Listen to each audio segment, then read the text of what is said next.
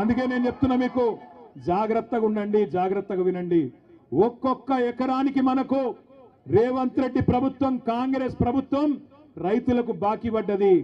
2023 యాసంగి పంటకు మీకు 2500 రూపాయల పైగీతం, 2500 రూపాయలు బాకున్నాడు.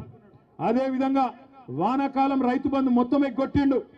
ఇది కాదురా అయ్యా, ఇంకోటి ఇదే, ఇగో ఇది ఏం చెప్తున్నా అంటే ఇది యాసంగి 2023 యాసంగి పంటకు 5000 ఇచ్చిండు, చేతులు దులుపుకున్నాడు. అప్పుడు ఎకరాకు 2500 బాకీ ఉన్నాడు. తర్వాత వానకాలం ఒక్కొక్క ఎకరానికి 7500 రూపాయలు బాకీ పడ్డాడు.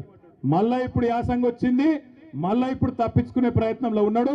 తప్పించుకోనియద్దు, 15000 కాదు 12000 ఇస్తా అని తప్పించుకునే చక్కర్లో ఉన్నాడు. అందుకే మీ అందరికి నేను చెప్తున్నా, ఒక్కొక్క ఎకరానికి ఎంత బాకీ ఉన్నాడు రేవంత్ రెడ్డి? కనబడుతుందా లేదా? ఇది ఒక్కొక్క ఎకరానికి ఎంత బాకీ ఉన్నాడు? 17500 రూపాయలు బాకీ ఉన్నాడు.